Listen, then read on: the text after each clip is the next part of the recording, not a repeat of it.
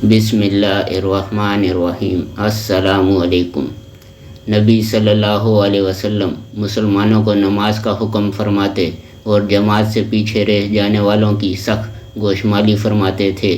ان کے بعد حضرت ابو بکر صدیق رضی اللہ عنہ بھی رسول صلی اللہ علیہ وسلم ہی کے نقش قدم پر چلے، اور جب حضرت عمر فاروق رضی اللہ عنہ خلیفہ بنے تو انہوں نے بھی نماز جیسی اہم عبادات کی طرف خصوصی توجہ فرمائی، نماز کی ترغیب دلائی اور تارک نماز کا تعاقب فرمایا۔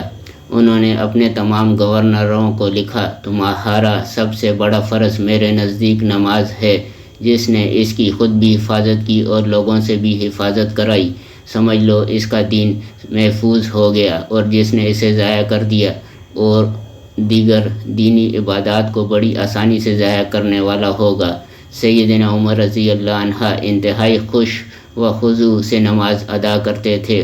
حضرت عبداللہ بن عمر رضی اللہ عنہ فرماتے ہیں، میں نے سیدنا عمر رضی اللہ عنہ کے پیچھے نماز ادا کی، ان کے رونے کی آواز آ رہی تھی جو تیسری صف میں بھی سنی جا سکتی تھی۔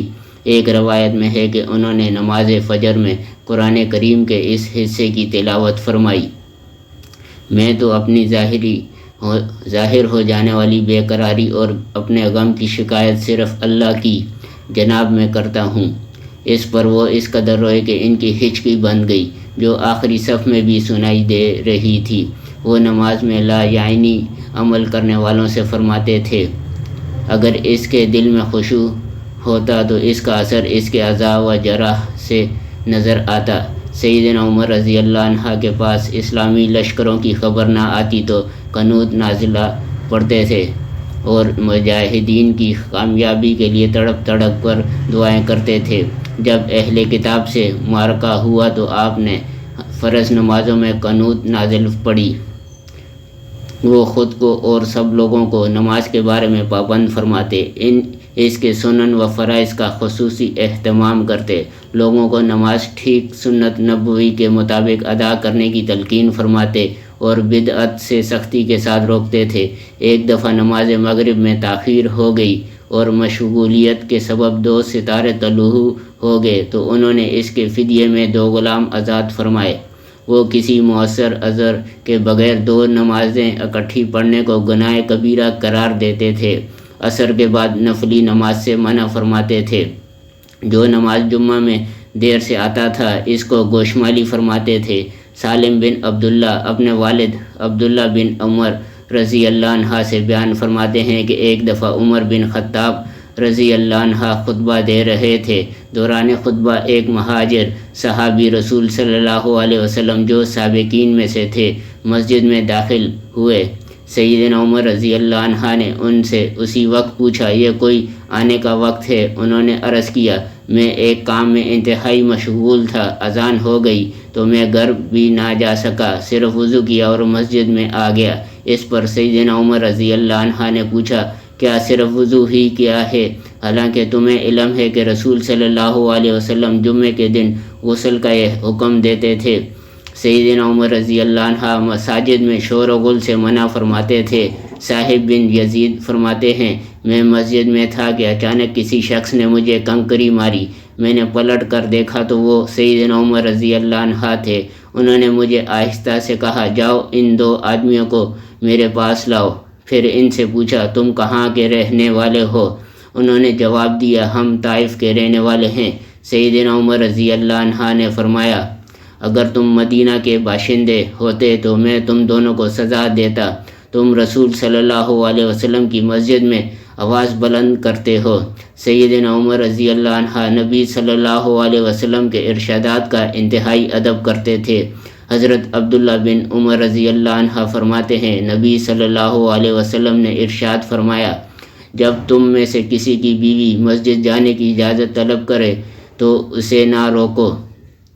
سیدنا عمر رضی اللہ عنہ کی بیوی مسجد میں نماز ادا کرتی تھی۔ سیدنا عمر رضی اللہ عنہ نے فرمایا، تم جانتی ہو کہ میں کیا چاہتا ہوں؟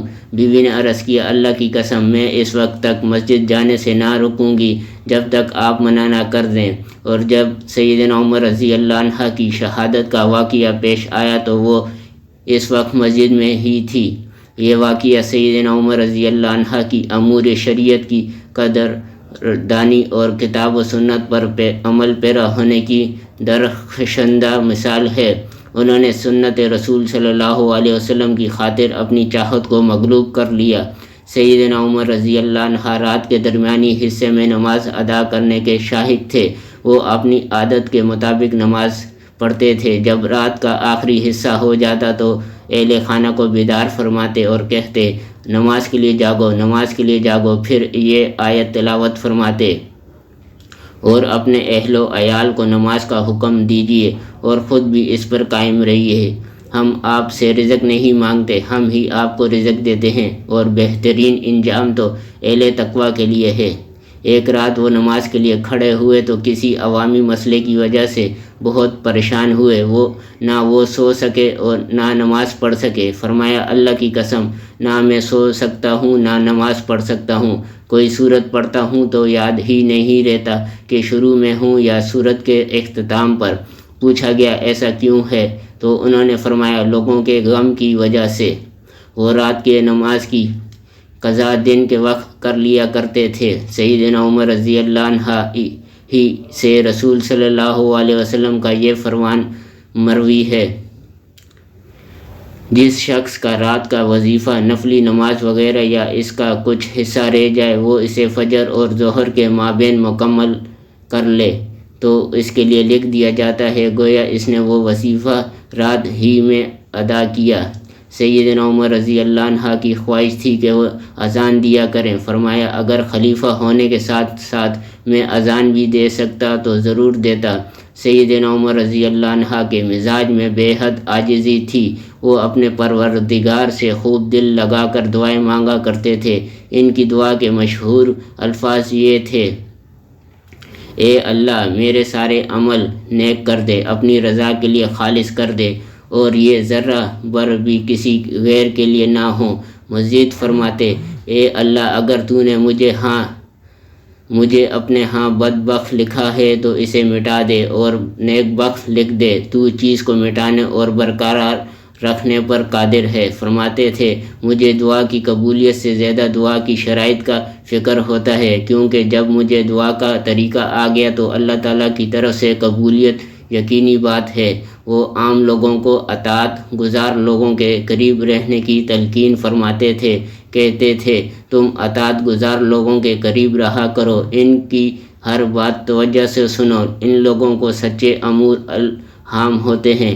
وہ اپنے اللہ کی یاد میں کھوئے ہوئے انسان تھے، ہر وقت اللہ کی یاد میں رہنا بہت پسند کرتے تھے۔ ابو موسیٰ اشعری رضی اللہ عنہ سے فرمایا کرتے تھے، اے ابو موسیٰ، ہمیں ہمارا رب یاد دلا دے۔ پھر وہ قرآن پڑھتے تھے تو سب حاضرین سنتے تھے اور بہت روتے تھے۔